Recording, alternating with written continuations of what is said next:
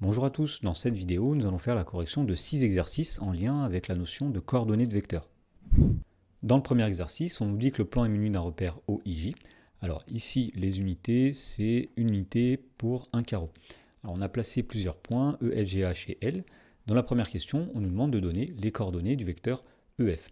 Alors pour lire les coordonnées du vecteur EF, on regarde quand on va de E jusqu'à F, de combien d'unités horizontalement on se déplace, donc 1, 2, 3, 4 unités horizontalement. Donc la première coordonnée du vecteur EF, ce sera 4. Et puis on va se déplacer de 2 unités verticalement.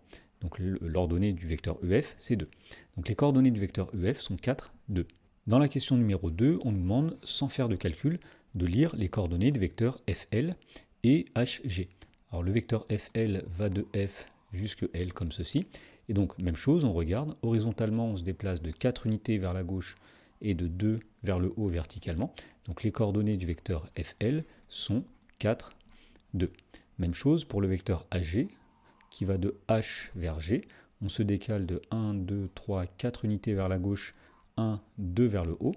Donc les coordonnées du vecteur HG eh bien, sont 4 et 2. Alors dans la question B, on nous demande d'en déduire la nature du quadrilatère FLGH. Donc le quadrilatère FLGH, c'est celui-ci. Et bien finalement, ce quadrilatère, on voit que c'est un parallélogramme. Alors pour le démontrer, on va simplement dire que eh bien, les vecteurs FL et HG sont égaux, puisqu'effectivement, ils ont les mêmes coordonnées. Donc on peut en déduire, puisque ces vecteurs sont égaux, eh bien, que le quadrilatère FLGH est un parallélogramme. Dans la question numéro 3, on nous demande de préciser la position du point grand F sur le segment EL ici.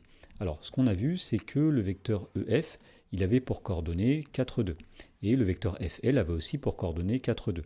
Donc on peut affirmer que le vecteur EF, il est égal au vecteur FL, comme ceci. Et bien, puisque le vecteur EF est égal au vecteur FL, eh bien, on peut en déduire que le point grand F, eh bien, c'est le milieu du segment EL. Dans la question numéro 4, on nous demande de recopier et de compléter. Alors, on nous dit que le vecteur FL plus le vecteur EH est égal à un vecteur dont l'origine est prise au point E. Alors, pour trouver le point d'arrivée ici, on va partir du point E ici. On va commencer par appliquer le vecteur FL. Alors, le vecteur FL, c'est celui-ci. Donc, on va l'appliquer en partant de E et on se retrouve au niveau du point F. Ensuite, à partir du point d'arrivée ici, on va appliquer le vecteur EH. Alors le vecteur EH, c'est celui-ci, il est obtenu en faisant 2, 4, 5 vers la droite, 2 vers le bas. Donc nous partons du point F, nous faisons 2, 4, 5 vers la droite, 2 vers le bas. Donc le vecteur EH est ici. Et donc nous voyons que le point d'arrivée, c'est le point grand G, donc nous pouvons dire que FL plus EH, eh bien c'est le vecteur EG. Dans l'exercice suivant, on nous dit que dans un repère OIJ, on considère 3 vecteurs, donc U, V et W avec leurs coordonnées. On nous demande de représenter chacun de ces vecteurs en prenant pour origine le point A qui a pour coordonnées 1, 1. Voilà, donc nous avons un repère qui est donné. Alors nous allons commencer par placer le point A qui a pour coordonnées 1, 1. Donc le point A est situé ici. Alors pour représenter le vecteur U avec pour origine le point A, donc on va partir du point A et puis on va appliquer les coordonnées du vecteur U. Donc tout d'abord en abscisse on va se décaler de 2 unités vers la gauche et en ordonnée on va se décaler d'une unité vers le haut. Donc on part de A, on fait 2 unités vers la gauche, une vers le haut, et donc le vecteur U est celui-ci. Alors maintenant, pour représenter le vecteur V, on va toujours partir du point A comme origine, et on va appliquer donc ici le vecteur V. Alors le vecteur V en abscisse, il a 3 unités, et en ordonnée, moins 3 unités. Donc on part de A, on va se décaler de 1, 2, 3 unités vers la droite en abscisse, et 1, 2, 3 unités vers le bas en ordonnée. Donc le vecteur V, le voici, représenté. Et pour finir, on va représenter le vecteur W. Alors, on part du point A, puisqu'on veut que A soit l'origine, et on sait que l'abscisse du vecteur W est 0. Donc on va se décaler de 0 unités horizontalement. Puis, l'ordonnée du point A est 2, donc on va se décaler ensuite de 2 unités verticalement. Donc on part de A, on se décale de rien horizontalement, puis on se décale de 2 unités verticalement, et donc le vecteur W, le voici. Dans l'exercice suivant, on nous dit que dans un repère, on considère les points A de coordonnées moins 1, 3, B de coordonnées 2, moins 2 et C de coordonnées moins 4, moins 1. Alors on nous demande de déterminer par le calcul eh bien, les coordonnées du point D de façon à ce que ABCD soit un parallélogramme. Alors avant même de faire le calcul, on peut quand même tracer les points ABC dans un repère et voir où le point D se situerait approximativement. Alors on veut que le quadrilatère ABCD soit un parallélogramme, donc le point D va se situer quelque part ici. Alors on va tout d'abord traduire la condition ABCD est un parallélogramme à l'aide des vecteurs. Dire que ABCD est un parallélogramme, ça revient à dire que le vecteur BA va être égal au vecteur CD. Donc la première chose qu'on va faire, c'est qu'on va déterminer les coordonnées du vecteur BA. Alors nous allons faire les coordonnées du point A, c'est-à-dire -1, 3, moins les coordonnées du point B, c'est-à-dire 2, -2. Nous faisons l'arrivée moins le départ. Alors on en déduit que le vecteur BA, il a pour coordonnées -3 en abscisse et 5 en ordonnée. On fait la même chose avec le vecteur CD. Alors la seule chose ici, c'est que le point D, on ne connaît pas ses coordonnées. Donc on va laisser XD, YD pour les coordonnées du point D, moins les coordonnées du point C, c'est-à-dire -4 et -1. Autrement dit, le vecteur CD a pour coordonnées XD moins -4, c'est-à-dire +4, YD moins -1, c'est-à-dire YD plus 1. Et donc la condition que ABCD est un parallélogramme se traduit par le fait, comme on l'a dit, que le vecteur BA doit être égal au vecteur CD. Alors ceci est équivalent. Le vecteur BA, nous avons dit qu'il a pour coordonnées -3, 5. Et le vecteur CD, nous avons dit qu'il a pour coordonnées XD plus 4, YD plus 1. Alors ceci va se traduire finalement par le fait que l'abscisse du vecteur BA est égale à l'abscisse du vecteur CD. Autrement dit, -3 est égal à XD plus 4. Et l'ordonnée du vecteur BA va être égale à l'ordonnée du vecteur CD. C'est-à-dire 5 est égal à YD plus 1. Alors là, nous avons deux petites équations du premier degré. On va faire passer le plus 4 de l'autre côté qui va devenir -4. Donc XD, c'est -3, -4, c'est-à-dire -7. De même, ici, on va faire passer le 1 de l'autre côté. Donc YD, c'est 5 -1, c'est-à-dire 4. Et donc on a déterminé les coordonnées du point D de façon à ce que ABCD soit un parallélogramme. Et bien les coordonnées du point grand D, c'est -7, 4. Et effectivement, si on place le point grand D de coordonnées -7, 4 sur la figure comme ceci, on constate que le quadrilatère ABCD, c'est bien un parallélogramme. Dans l'exercice suivant, on nous dit que dans un repère OIJ, on considère 4 points ABCD dont on donne les coordonnées. Et la question est, le quadrilatère ABCD est-il un parallélogramme? Alors si on trace une figure à main levée comme ceci, et si on trace un quadrilatère donc ABCD, ce quadrilatère sera un parallélogramme si et seulement si le vecteur AB est égal au vecteur DC. Donc ce que nous allons faire ici, c'est que nous allons calculer les coordonnées du vecteur AB, nous allons calculer les coordonnées du vecteur DC, et nous allons regarder si ces coordonnées sont les mêmes. Alors tout d'abord, les coordonnées du vecteur AB, donc la formule nous dit que c'est XB moins XA, YB moins YA. Donc les coordonnées du point d'arrivée, B, moins les coordonnées du point de départ. Autrement dit, le vecteur AB, alors si on remplace l'abscisse du point B, c'est 3. L'abscisse du point A, c'est -1. Donc 3 moins -1. Et pour l'ordonnée, donc l'ordonnée du point B, c'est 0, moins l'ordonnée du point A, c'est -2, donc 0, -2.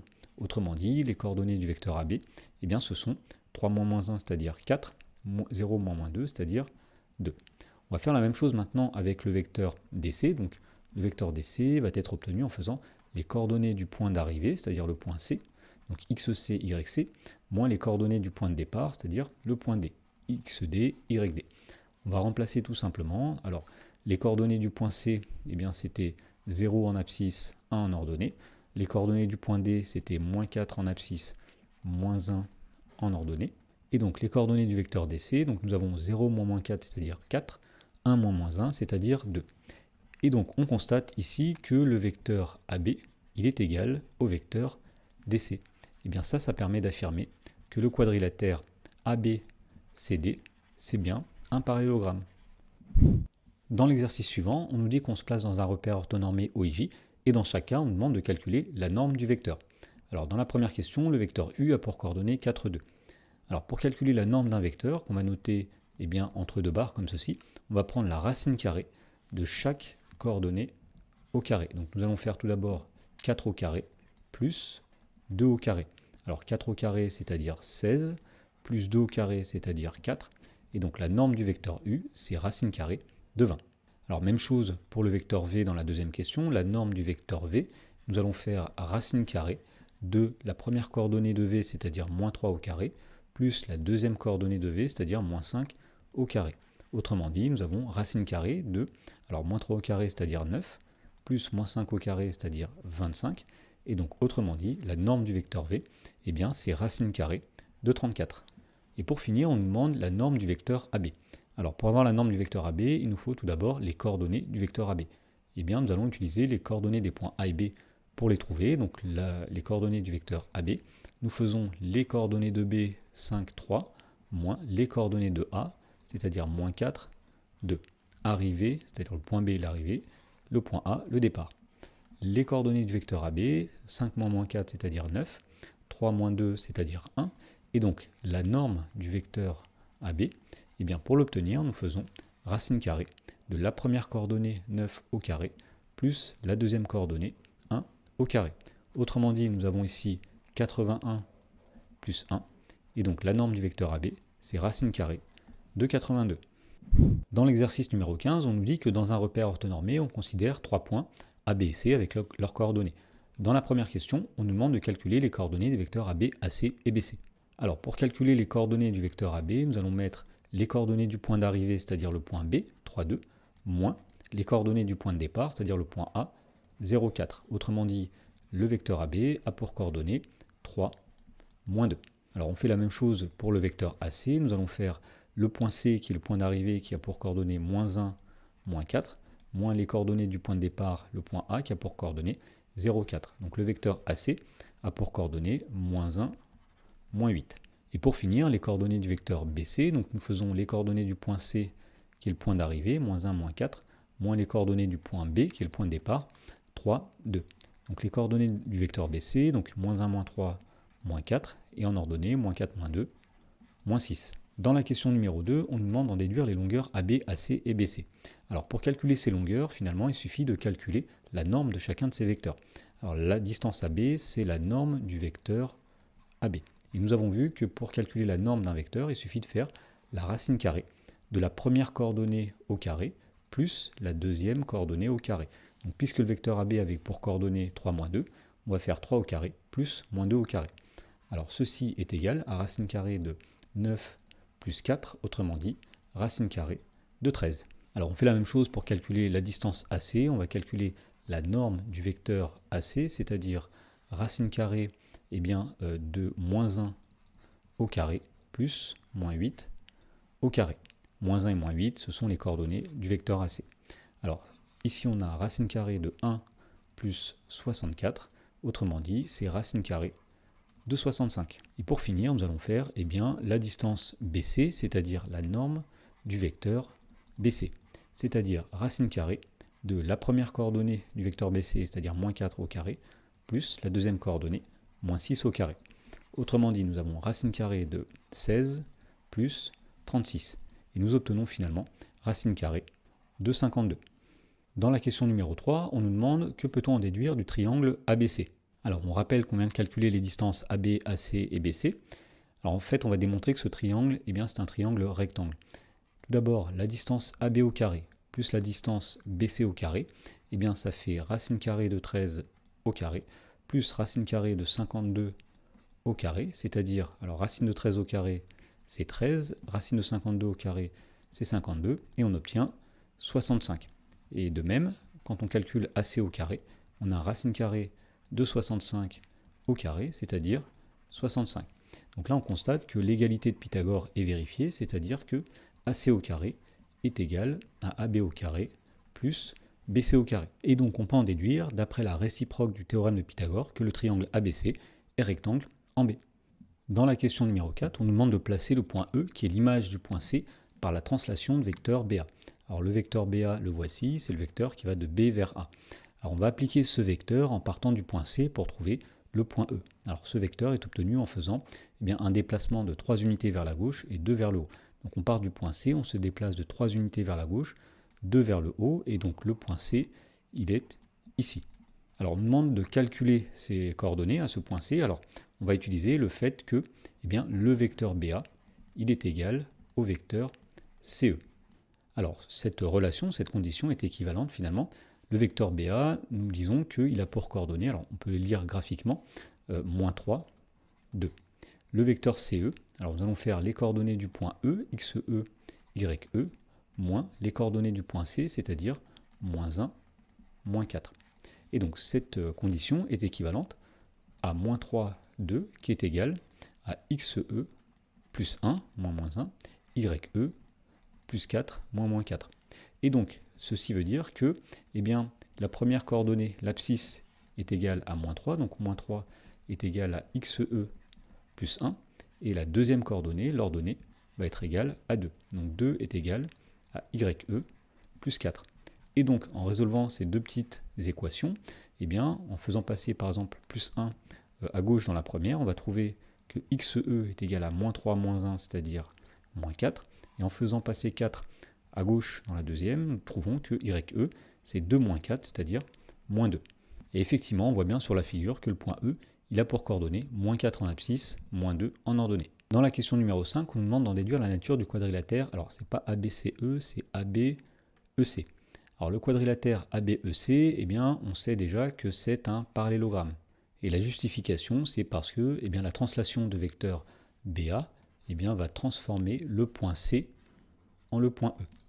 Maintenant, on peut préciser les choses. Ce quadrilatère qui est un parallélogramme, eh bien en fait, ce sera même mieux. Ce sera un rectangle, puisque c'est un parallélogramme qui possède un angle droit, puisque nous avions dit que le triangle ABC est rectangle en B.